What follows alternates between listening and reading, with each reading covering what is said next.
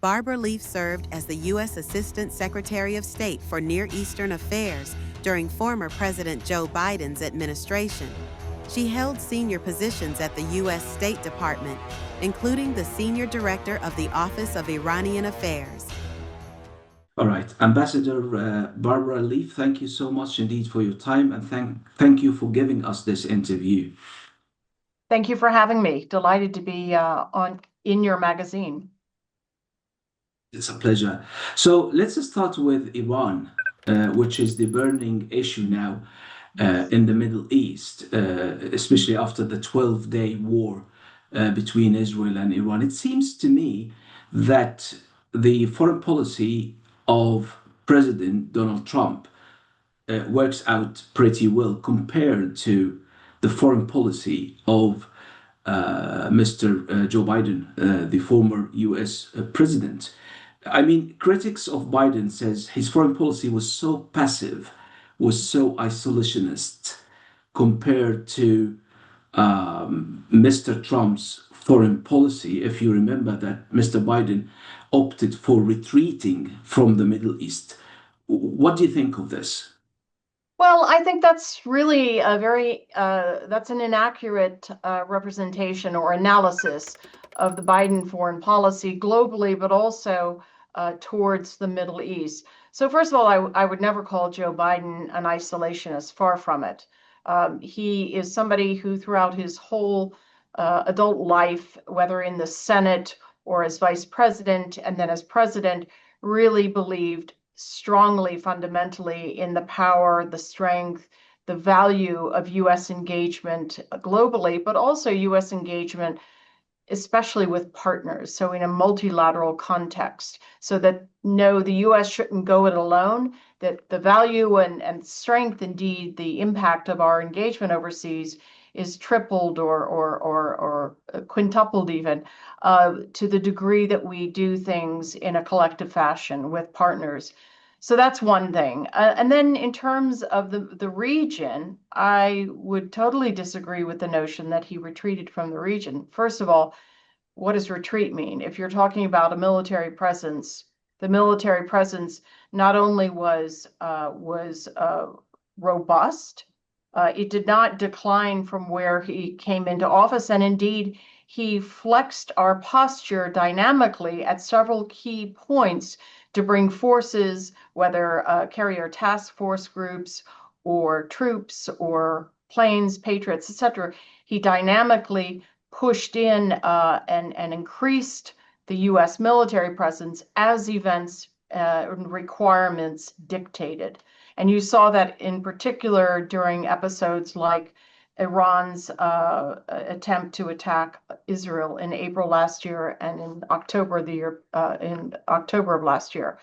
So on a military level, security level, no, he did not retreat. And on a diplomatic level, I would say the same.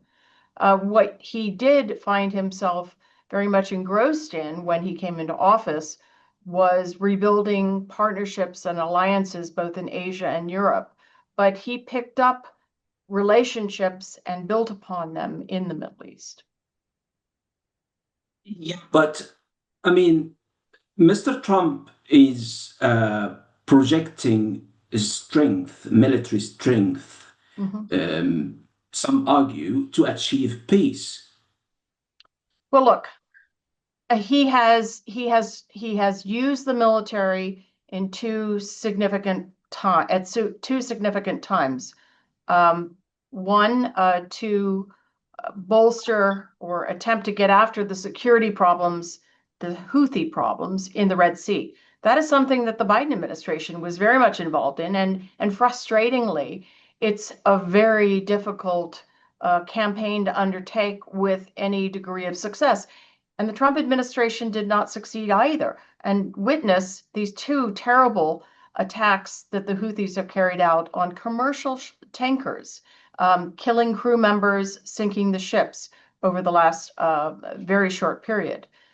So that is something that doesn't lend itself to an easy solution, as the Trump administration found itself. Now, if you're talking about the Iran nuclear program strikes, yes, he did use a set of munitions that have been available to other presidents who judged it not the time to do so.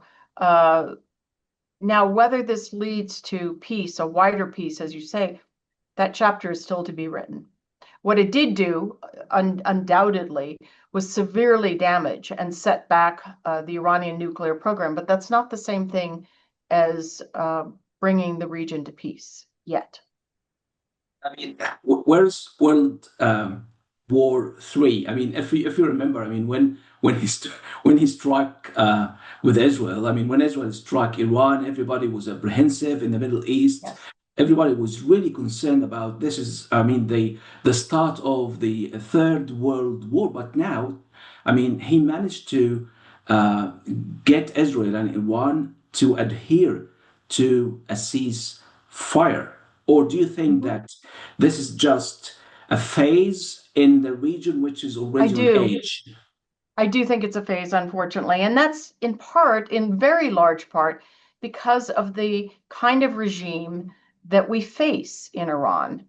I don't think the Iranian regime has given up on its quest to dominate the region, to dominate its neighborhood, and ultimately to do great damage, if not destroy Israel. So for the Iranians, game is not over.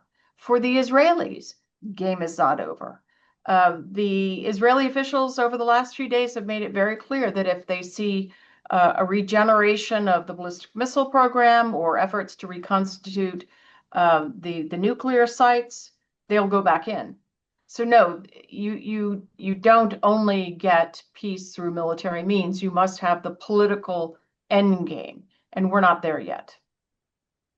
For leaving Iran, some argue in the Middle East, and they might have a point of view, to be honest. Why should they trust the American officials, whether the Democrats or the Republicans, when it comes to the Middle East policy? And they cite Iraq. They say Iraq is an emphatic case in point. I mean, from their perspective, I mean, the Americans didn't find any weapon of mass destruction in Iraq. Why should they believe or trust the Americans when they talk about Iran's alleged nuclear weapons? Well, I think you have to listen to people like the IAEA Director General Grossi, who said, in fact, his belief is that there is quite a bit of highly enriched uranium stockpiles, enough for 10 bombs. He doesn't know how much of it is left, but he believes a significant amount. It's fair to say nobody enriches uranium to 90% or to 60%, sorry, 60% with that final distance to 90, which is weapons grade. Nobody enriches uranium to 60% for civil nuclear purposes. That's simply a fact.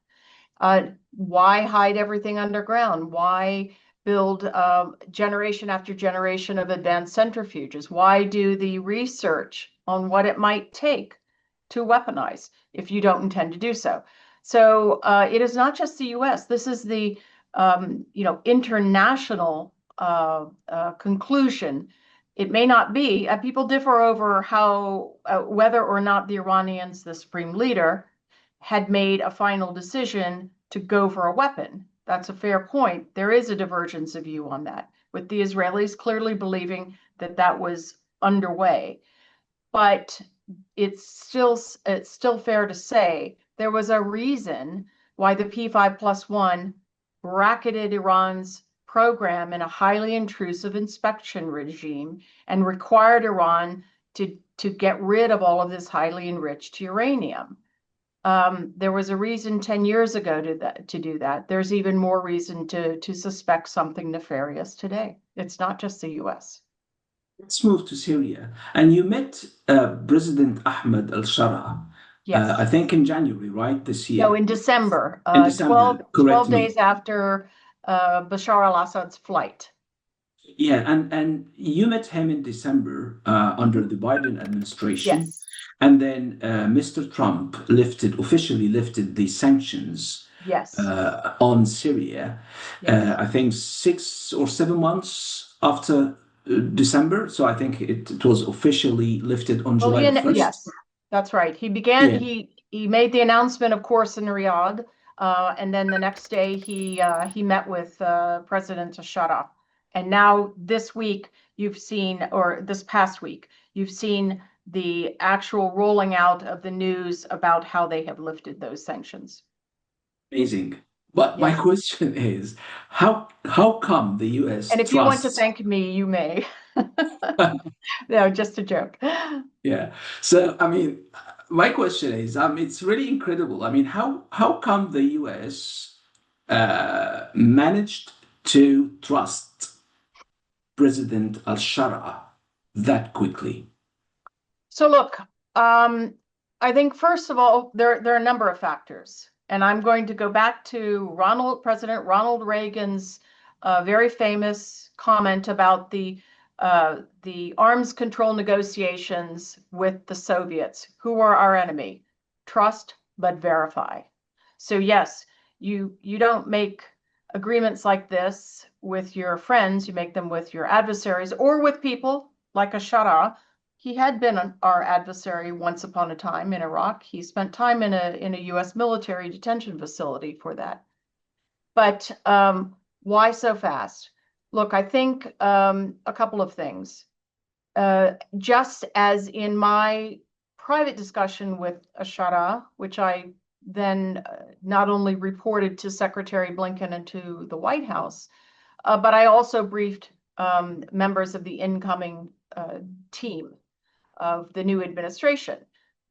There was a great divergence of view within the Trump administration of whether to engage with Damascus at all. And certainly there was hostility from some about lifting sanctions. But ultimately, the president listened to the advice. He was hearing this from Secretary Rubio and a couple of close advisors, but he was importantly hearing it from the Crown Prince of Saudi Arabia and from President Erdogan. And he puts great weight in their advice. And I, for one, think he did the right thing. It's not a question of whether you have endless trust in Shara, but since December, he's been saying all the right things on the issues that we care about, that the region cares about, and that many Syrians care about. And he is executing on maybe not all of those issues, but he is taking steps on a lot of them. The main criticisms that people have at this point is his governing circle, his advisors, and those who make decisions. It's far too small. It's too insular, mostly people from Idlib, that he needs to widen the circle and allow other parts of Syrian society to have a voice. There's that. And then there's the question of whether he is doing enough to protect communities like the Alawites or the Christians who were attacked. The church was attacked and people have been killed in these attacks. But he is saying and doing, in large part, all the right things. And most importantly, I think the winning argument for President Trump was the U.S. needs to just simply get out of the way by lifting sanctions, and regional countries, Saudi Arabia, Qatar, UAE, Turkey, they will do the work, and the Syrian diaspora will do the work to help stabilize Syria and help the economy be regenerated. And I think that was just a winning argument for him. Do you think that Mr. al-Shara, who is a phenomenon in himself, do you think Yes. that the secret behind his survival and political survival, that he has proven that he has no ideology? And, Mr. Trump, also, I mean, his charisma. I mean, Mr. Trump described him when he met him in May, that a young, attractive leader. So what do you think? Okay, I am not going to use those words because they would be misinterpreted. But no, look, there's no question that Shara has charisma. He is charismatic. He has still a very high degree of legitimacy for Syrians, which is a key piece in this war-shattered country, because he fought the fight for so long, and ultimately it was under his command that forces pushed Assad to flee. As to his survival, I don't know that you can say he has no ideology, but I think what part of his ability to move from these circles of really extreme groups, Al-Qaeda in Iraq, ISIS, al-Nusra,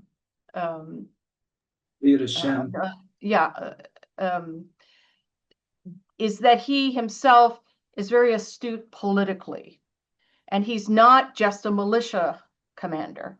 That was very clear in our conversation.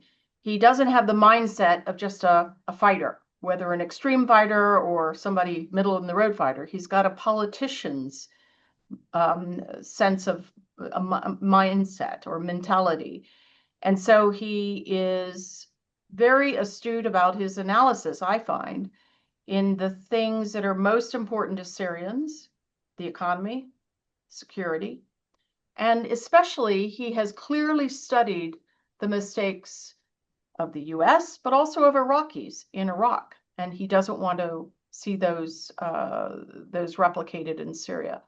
So I don't know that he has no ideology, but he is able to flex to the circumstances that are presented and make decisions based on that, as opposed to some rigid model of what he wants to impose. So far, so good. You mentioned the Alawites or Alawiyin in Syria, yes, and other minorities. This conjures up to me the image of the Al-Ta'if agreement in Lebanon. Mm-hmm.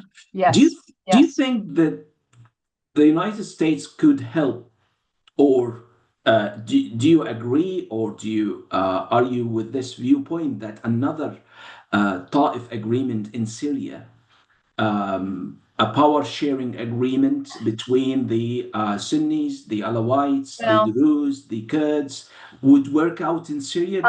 Do you support this? I do not, actually, and I'll tell you why. It's based on my own experience in the Balkans, in Bosnia, after the war.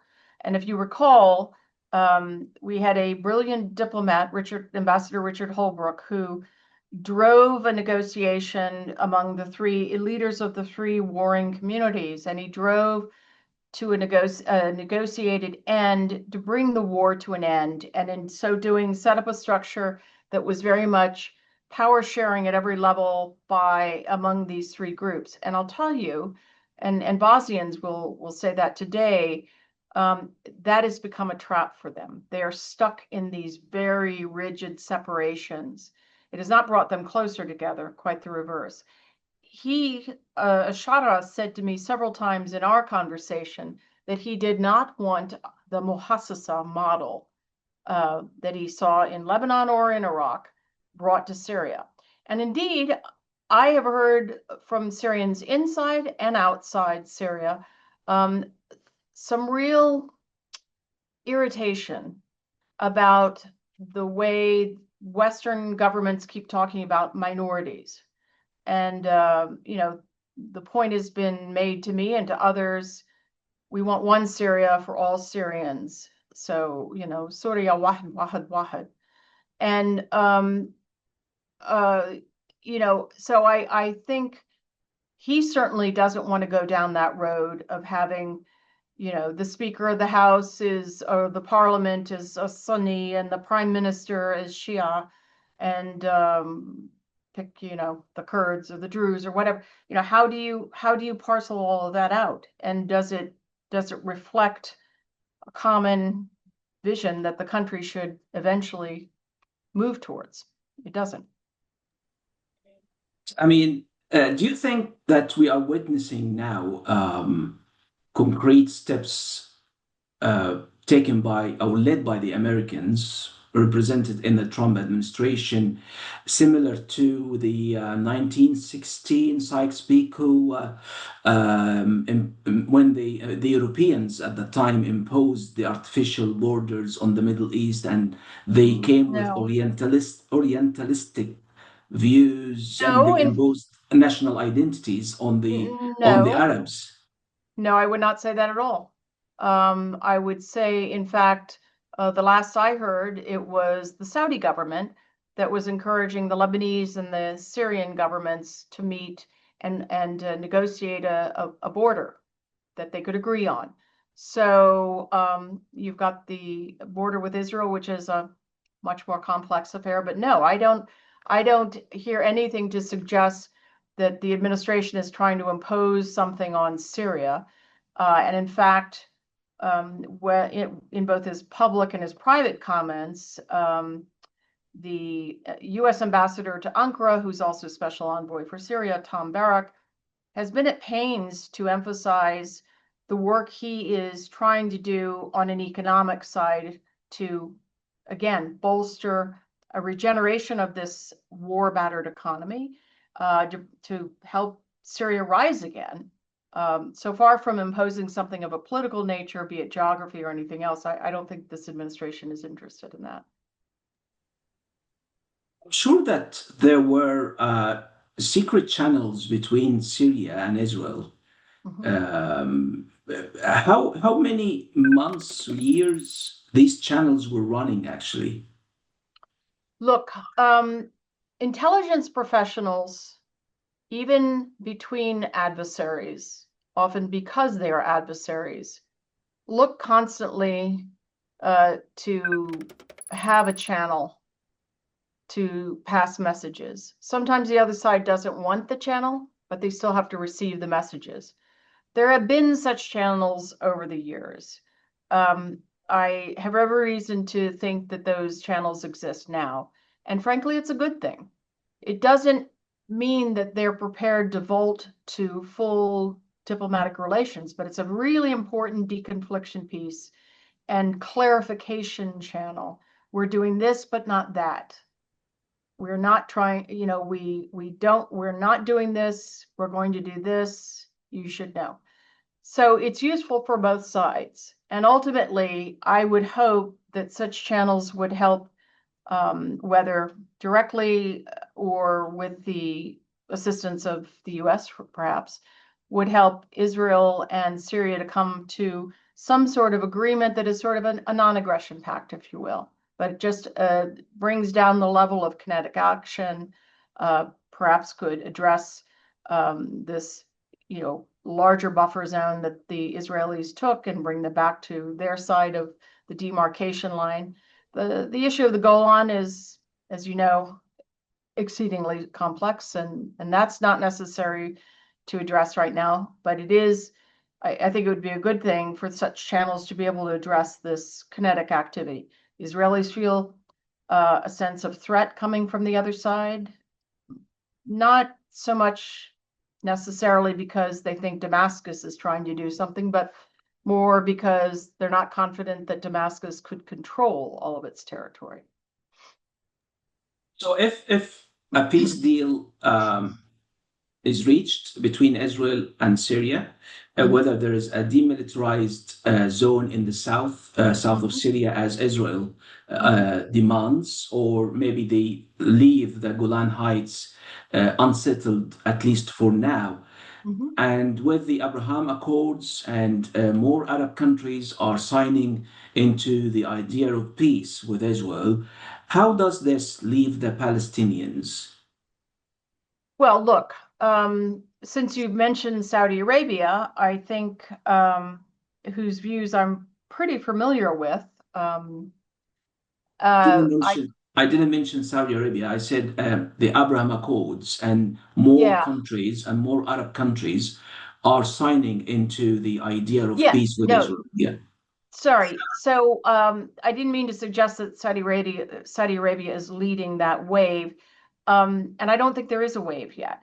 Now, there's a broad spectrum between a state of declared hostility, readiness to use force, or to be the platform for attacks against Israel. There's a long spectrum to full diplomatic relations. And you can move along that spectrum well before you get to the point of diplomatic relations. For most governments, and virtually all governments that I've spoken to over the course of the last 4 years, and especially since the conflict in Gaza began, there's a very strong view that there's no question of, for some Gulf countries, there's no question of being involved in the reconstruction of Gaza if there is not a pathway to a Palestinian state. For the rest of the region, which doesn't necessarily have the means to rebuild Gaza in a large way, they wouldn't consider normalization before there was, for some, like Iraq, the stated issue is, there has to be a Palestinian state actually created. For others, it would be enough for there to be the launch of a process that defines in time and by terms the road to a Palestinian state. So I think in one sense, we've moved out of an era where countries would only refer to Israel in the most hostile ways, the Zionist entity, etc. There's more of a normal kind of language use, but there's still great anger, great public anger, especially about Gaza. If I take Syria as an example, Syria, the government, the public is very focused inward. They are not really looking to be involved in a lot of regional issues, including the Palestinian issue.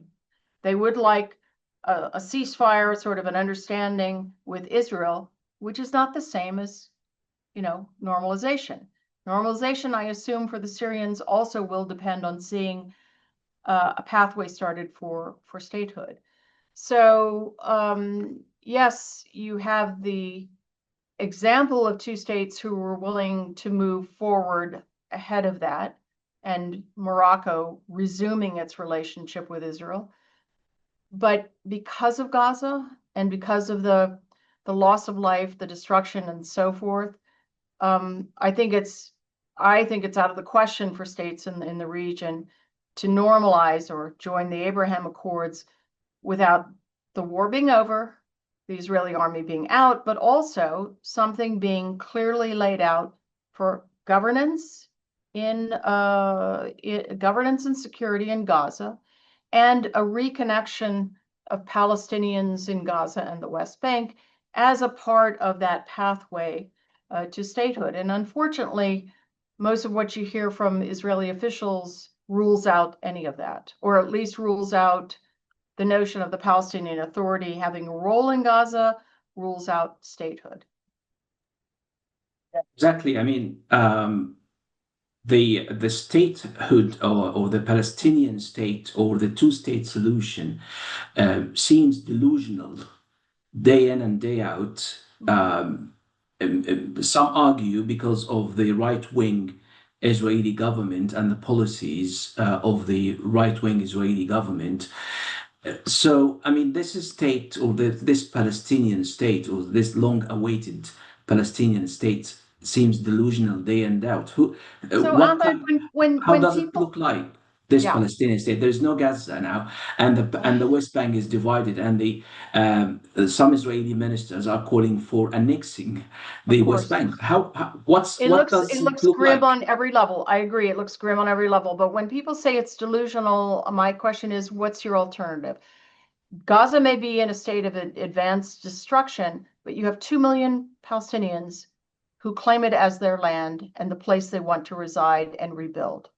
You have more than 3 million Palestinians in the West Bank whose quest for nationhood has not ended.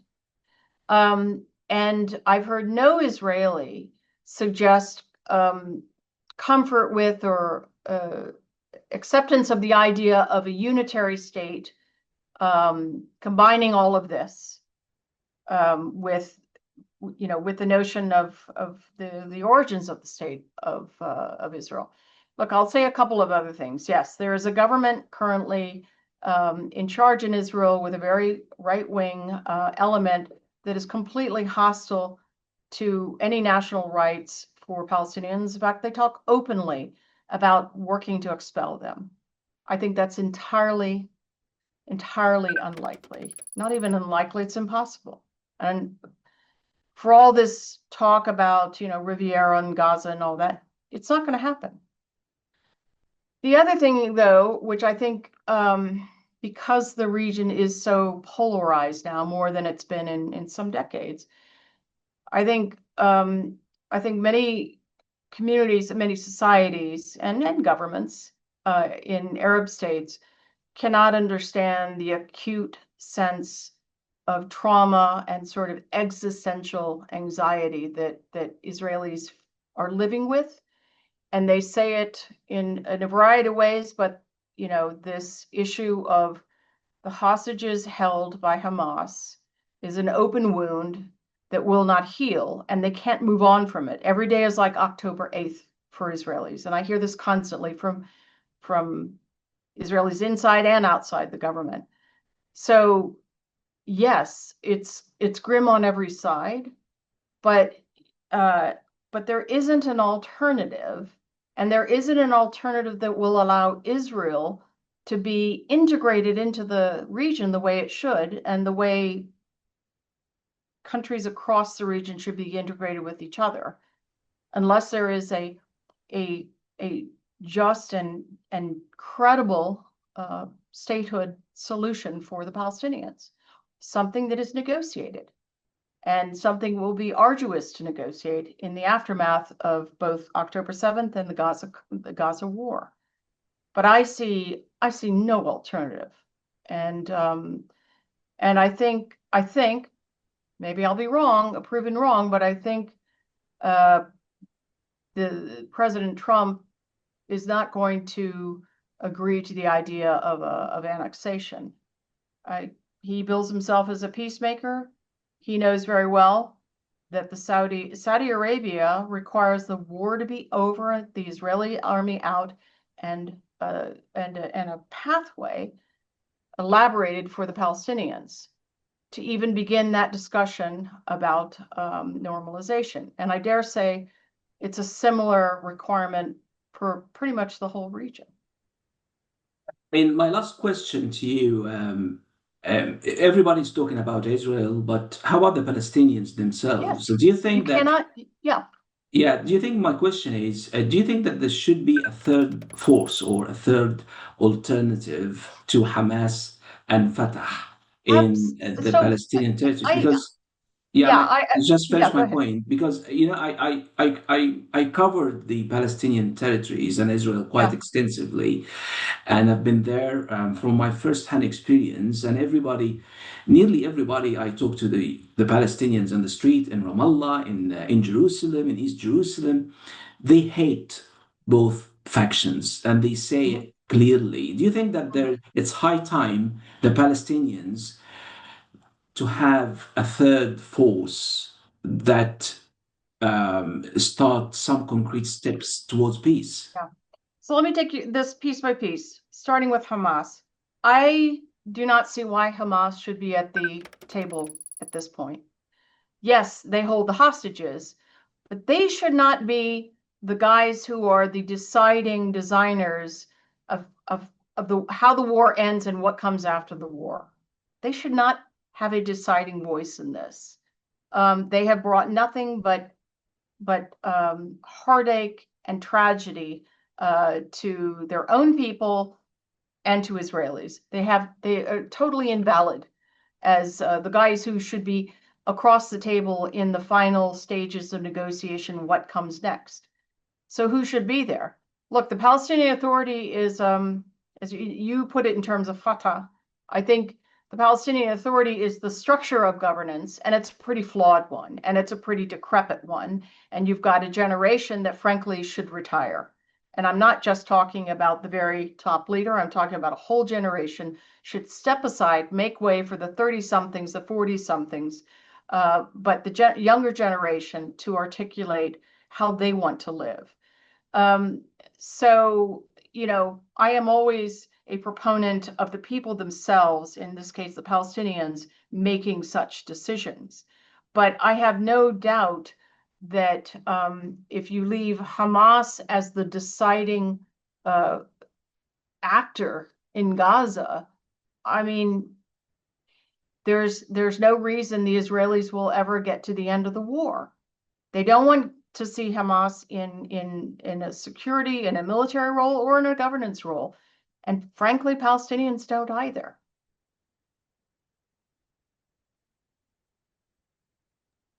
Ambassador Barbara Leaf, thank you so much indeed for your time and for giving us this interview.